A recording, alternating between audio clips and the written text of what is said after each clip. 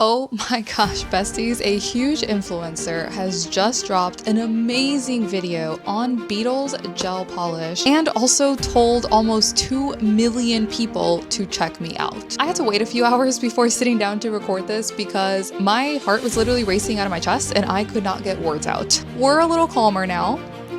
Let's talk about it.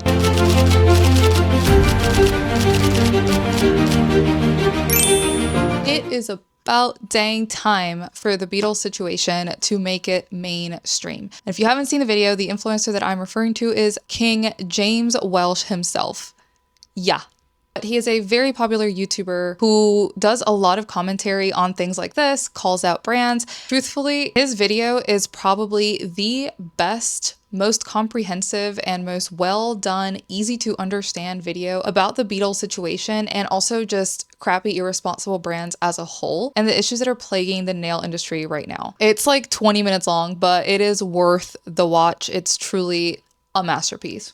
Nail Narrative has gone into way more detail about the many issues she thinks the brand has, which I can't go into in this video. I'd just be copying her video, it'd be super long. So 100% go check her out if you want to know more about this and her suspicions. God, I could listen to this man talk for hours. So please go watch this video. It's amazing. In that video, he makes some really great points that I wanted to talk about. But first, I just wanted to say a huge thank you to James, the best James on YouTube, not just for the shout out, but for using his massive platform to shed light on this very important issue that so many people don't know about and don't care enough to talk about. This is absolutely massive and a huge win for the acrylate allergy community.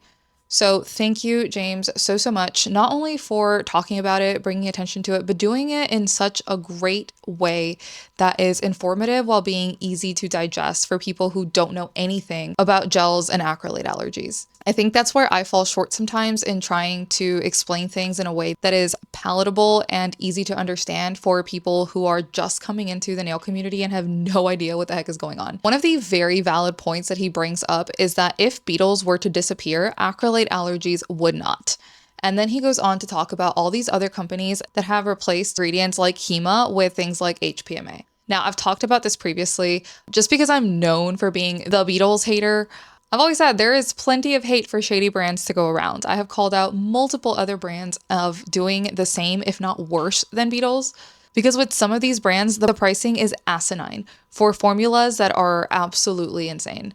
So absolutely, this issue is not exclusive to Beetles. It just so happens to be the most accessible and they have the largest marketing budget, so they are just the most well-known, which is why it's so unfortunate that they absolutely refuse to fix the alleged problems because they have an incomprehensible amount of money they could be putting towards making a really great and safer product, but instead they just put it towards marketing. And I'm also glad that he pointed out the almost cult-like following that Beetles has, because I think that's pretty evident to everyone from the outside except for the people that are constantly defending Beetles. It really is just odd behavior.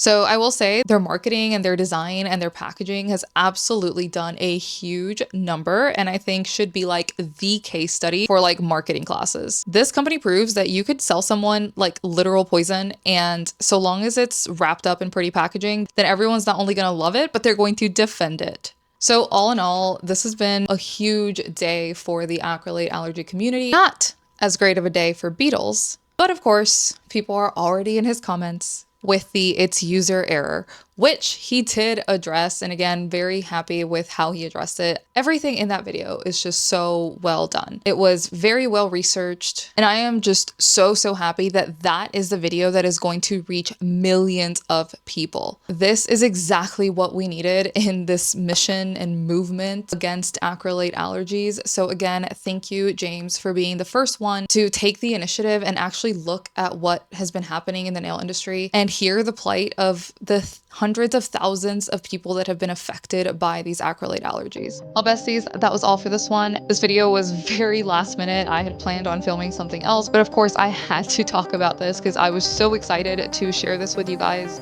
And I had to wait till I could contain my excitement a little bit because I was going to be bouncing off the walls in this video and nothing I was going to say was going to be coherent. Let me know if you've seen James' video. If you haven't, go watch it.